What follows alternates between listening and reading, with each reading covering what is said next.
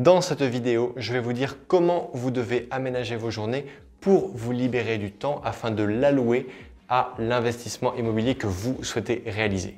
C'est parti! Salut les investisseurs intelligents, c'est un plaisir de vous retrouver aujourd'hui dans cette vidéo qui fait suite à un commentaire que l'on m'a posé. On m'a dit: Rodolphe, est-ce que tu aurais des techniques à nous donner pour qu'on puisse libérer du temps? Car vous êtes peut-être occupé, peut-être que vous avez un travail, vous avez peut-être des enfants, vous avez des week-ends chargés, donc vous devez libérer de l'espace. On a tous 24 heures dans une journée, que l'on soit SDF ou que l'on soit milliardaire, c'est la seule donnée commune que nous partageons tous. Et donc pour cela, vous devez être efficace. Et si vous voulez être efficace, je ne peux que vous recommander premièrement de travailler par bloc, c'est-à-dire ne faites pas de la consultation ou de la réponse de mail pendant un quart d'heure. Ne faites pas 5 minutes sur Le Bon Coin et 10 minutes sur seloger.com. Cherchez par tranche horaire, par tranche même de 2 heures tous les jours pour que vous soyez efficace. Alors, j'ai bien conscience que vous n'avez peut-être pas 2 heures par jour à consacrer à vos nouveaux projets, mais vous avez peut-être 2 heures que vous pouvez répartir dans la semaine. Mais attention, il vaut mieux faire 2 heures d'un coup le lundi que de faire un quart d'heure par jour tous les jours pendant 8 jours. Ce sera beaucoup plus efficace, mais attention, pendant ces 2 heures-là, pas de téléphone, pas de distraction, pas de musique dans le salon, pas d'enfants qui jouent dans la maison si possible, bien sûr. Moi aussi, j'ai des enfants, donc je sais ce que c'est que d'avoir des perturbations à l'intérieur de mon foyer.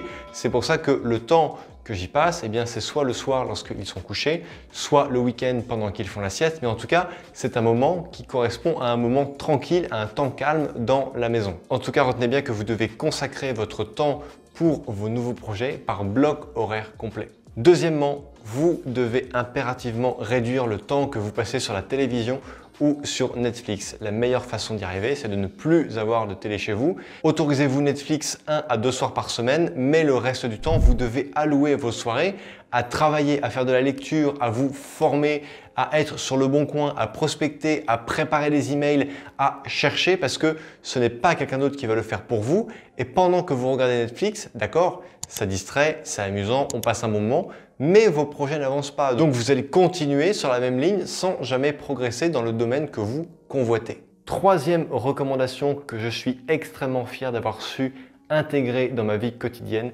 c'est apprendre à dire non. Non aux sollicitations, non aux dérangements, non à tout ce qui peut nuire à votre trajectoire et à l'atteinte de votre objectif. Par exemple, juste avant de tourner cette vidéo, j'ai reçu un SMS d'un ami à moi qui m'a proposé d'aller boire un verre chez lui ce soir.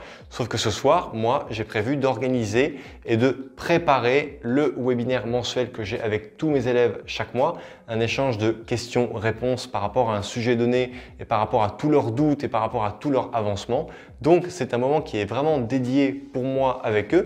Et je dois impérativement préparer ce moment. Même si ce moment n'a pas lieu ce soir, c'est ce soir et demain soir et après-demain soir que je vais le préparer.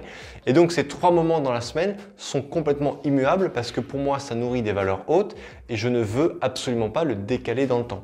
J'ai donc dit non. En revanche, j'ai proposé une date plutôt ce week-end parce que ce week-end, j'aurai un petit peu de temps et je me ferai un grand plaisir d'aller passer un moment avec lui.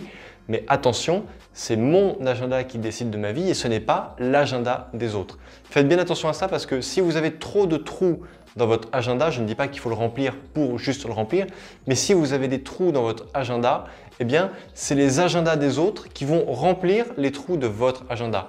Vous êtes maître de votre vie, vous êtes maître de votre agenda. C'est donc à vous de décider ce que vous faites de votre temps. J'ai un 4e conseil dans la même rubrique, planifier de planifier. Moi, par exemple, je fais ça le dimanche de 15h à 16h parce que ça correspond au moment le plus calme de la semaine chez moi. Et donc, c'est un moment précieux pendant lequel je vais planifier les 7 jours qui arrivent. Donc, le dimanche, je prévois heure par heure ce qui va se passer le lundi, le mardi, le mercredi, le jeudi, le vendredi et le samedi. Je laisse également des trous le mercredi, le jeudi et le vendredi parce que de nouvelles choses vont arriver qu'il va falloir préparer, qu'il va falloir insérer dans le planning. En revanche, d'autres choses vont également être annulées. Donc, un planning, c'est vivant, mais vous devez impérativement le préparer. Par exemple, le lundi matin, le mercredi matin et le vendredi matin, je réponds à toutes les questions qu'on me pose dans la formation. Je réponds à toutes les questions que l'on me pose sur YouTube. Je réponds à la totalité de mes mails pour ne pas avoir de retard. Mais ce qui est vraiment important, c'est que vous devez prendre du temps pour planifier. Malheureusement, trop de gens posent des choses dans leur planning et lorsqu'ils arrivent le jour même, ils lisent le planning et puis les choses sont organisées. Mais si vous n'êtes pas encore dans la semaine et que vous avez un aperçu de la semaine que vous allez avoir, là vous allez dire tiens, ce que j'ai prévu le jeudi, je vais plutôt le faire de mardi. Tiens, la révision de la voiture, je l'ai mis à vendredi, est-ce que je ne peux pas la décaler au jeudi parce que j'aurai un temps libre? Est-ce que ma session de sport, je ne peux pas la décaler? Est-ce que je ne peux pas aller faire les courses un autre jour? Est-ce que je ne peux pas aller visiter ou me libérer une demi-journée pour aller faire des visites immobilières pour devenir le véritable investisseur intelligent que je souhaite devenir? Donc, vous devez impérativement être maître de votre temps. Cinquième conseil, ô combien important, vous devez impérativement maîtriser, je dis bien maîtriser et non pas limiter, vous devez maîtriser le temps que vous passez sur les réseaux sociaux. Lorsque vous êtes sur Facebook, on peut très vite passer une demi-heure, trois quarts d'heure à regarder des vidéos, à regarder des posts, ensuite on peut aller sur Instagram, après on peut aller sur LinkedIn, bref, on peut y passer beaucoup de temps, mais tout ce temps passé, lorsqu'on y repense une heure après, on ne se rappelle même plus de ce qu'on a vu. Donc, c'est du temps perdu, c'est du temps que les réseaux sociaux vous ont volé.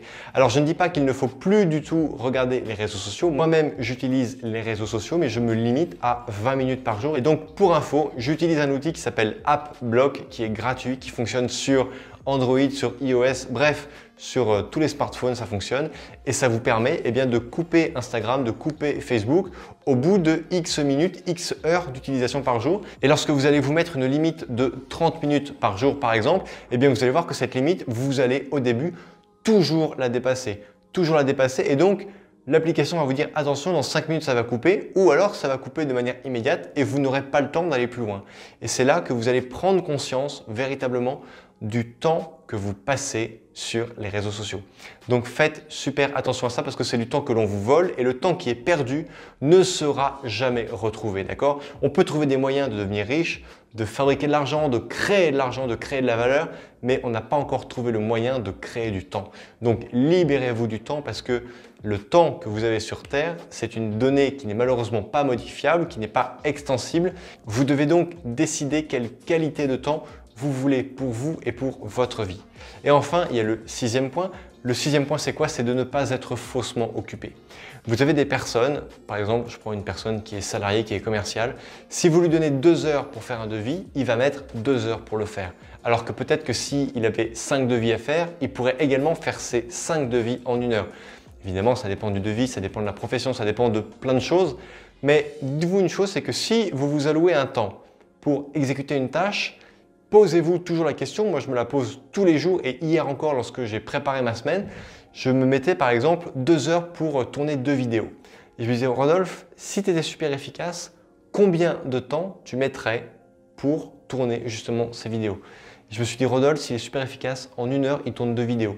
J'ai donc réglé mon planning et j'ai mis 1 heure avec un petit temps derrière pour me laisser la possibilité de déborder. Mais si je déborde, j'ai toujours une liste de tâches en attente que je peux faire. Et il faut également apprendre à travailler par tranche de 5 minutes. Par exemple, il y a tous les élèves que je suis en coaching, j'ai pas mal de messages WhatsApp avec eux. En 5 minutes, si j'ai un trou dans mon planning, je peux aller sur WhatsApp et je peux répondre aux différents messages qu'ils m'ont laissés.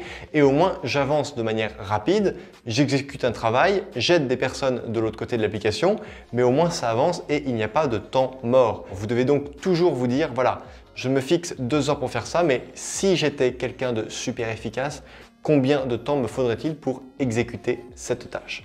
Et enfin, le dernier point que je peux vous conseiller de mettre en place, c'est d'apprendre à déléguer. Déléguer, c'est très important, surtout en immobilier. Par exemple, vous n'avez pas beaucoup de temps à passer pour trouver un bien immobilier. Vous pouvez le déléguer à un chasseur immobilier ou à une agence immobilière. Vous lui fournissez un cahier des charges très solide et très complet sur vos desiderata. Pareil, lorsque vous serez propriétaire de plusieurs biens immobiliers, vous allez voir que ça prend du temps lorsqu'il faut gérer un plombier, un électricien, lorsqu'il faut faire passer un diagnostiqueur, lorsqu'il faut faire visiter des biens immobiliers en vue de les relouer, lorsqu'il faut rédiger des baux de location. Ce sont des choses qu'il est nécessaire de maîtriser, mais vous devez à un certain moment apprendre à déléguer. Vous pouvez donc tout à fait déléguer la gestion locative à une agence immobilière spécialisée en gestion locative qui fera tout ça mieux que vous parce que vous allez le faire pour une dizaine de lots qui vous appartient alors que eux vont le faire pour 1000, 2000, 3000 lots. Ils ont une quantité importante d'outils qui leur permet d'être très efficaces et lorsqu'il y a un problème, ils connaissent sur le bout des doigts les procédures et ils peuvent vraiment vous aider. Petit rappel, Le propre de l'investisseur immobilier intelligent, c'est de passer du temps en prospection, de chercher les biens, de les négocier et vous devez être chez votre banquier quasiment un jour sur deux, non, j'exagère, mais vous devez être très souvent chez votre banquier pour aller négocier des crédits et signer et enchaîner les opérations parce que ce n'est pas avec un seul bien que vous allez gagner votre liberté financière. Vous devez donc absolument être organisé pour pouvoir enchaîner les investissements et plus vous aurez un besoin de revenus important, plus il vous faudra de l'eau. Mais quoi qu'il arrive, sachez bien que l'on soit SDF ou que l'on soit milliardaire, on a tous 24 heures par jour. Et ce qui fait la différence entre un entrepreneur à succès et une autre personne qui n'a pas de succès dans sa vie, eh bien c'est ce qu'elle fait de ses heures dans la journée. Chers amis, mettez-moi les conseils que vous pourriez me donner ou que vous pourriez donner à d'autres investisseurs intelligents en devenir dans la partie commentaires sous cette vidéo. Je me ferai un plaisir de lire car comme vous le savez, je lis et je réponds à tous les commentaires que vous m'écrivez. En attendant, n'oubliez pas, likez la vidéo, partagez-la, abonnez-vous à la chaîne. Crise ou pas crise, on fait la route ensemble. Ciao!